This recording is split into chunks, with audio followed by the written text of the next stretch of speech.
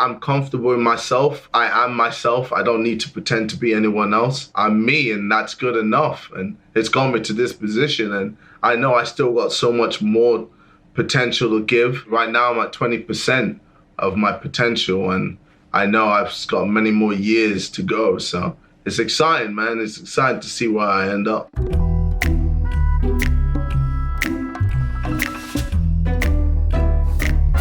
This song was created with Sam. So Sam SX, he produces as well as sings. An amazing artist. We were working on this together. I remember I was in Wolverhampton when we were doing this, and we were just experimenting with some sounds. He does a lot of the high pitch stuff, in that high register.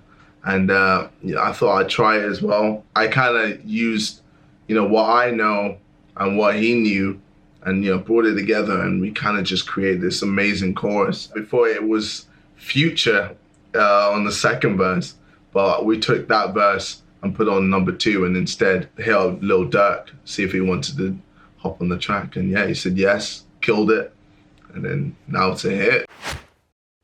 I ain't got no time for when I wake up, yeah. Believe me, I see through a lot of fake love, yeah.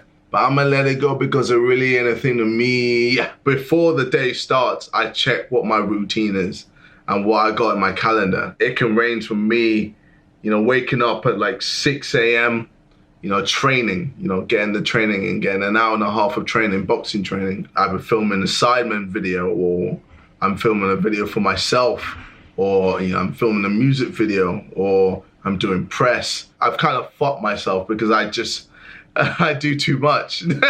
Like I said, the boxing, the YouTube, and music. And, if I was just to stick to one, it'd be all right. But for some reason, I decided to do all 3. I stay focused on my trip, crew flying. You stay lying. I ain't buying shit. You said I can just read your mind, 0 binds. So with this whole section, obviously I was influenced by 64, 5 AR, as well as Sam SX. They do a lot of the high pitch stuff. We were just experimenting. We were just trying different things. There was things we tried and it just sounded shit. And then there was things we tried, which is the actual song now, which we thought, what? It's kind of hard. It's always good to try new things, man, because you never know. I stay shining. Ain't no dimming over here. I think my aura is just hella bright. Whenever I enter a room, people are happy to see me, or I can brighten people's day. I feel like that's important. I know certain people, whenever they come in, people are just afraid, or people just have this negative aura about them. And I never let anyone disrupt me when it comes to any of that shit. I've been doing this long enough to know when someone doesn't have my best interests at heart. So I take out all negative energy, all that bad aura shit. I just keep it away from me, and I'm always just making sure whenever I do anything, or whenever I enter any room, etc., I'm always just making everyone feel better about themselves and making people feel good. I don't gotta panic for that interview.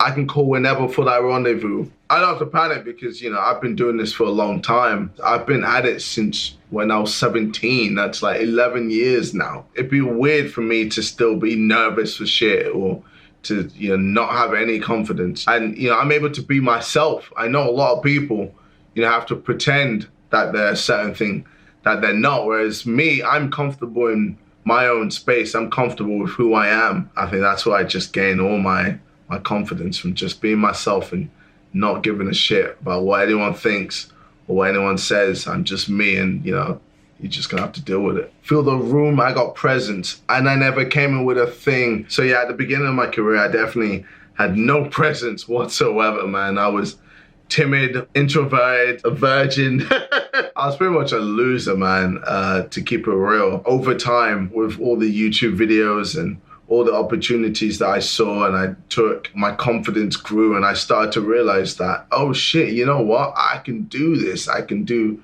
this, I can do that. I started to believe in myself, and before I knew it, that aura, that glow in me started to get brighter and brighter and brighter, and got me to a point where now whenever I enter any room, man, everyone knows. Everyone knows that, the boy KSI is here and in a village where the only thing that they view is me.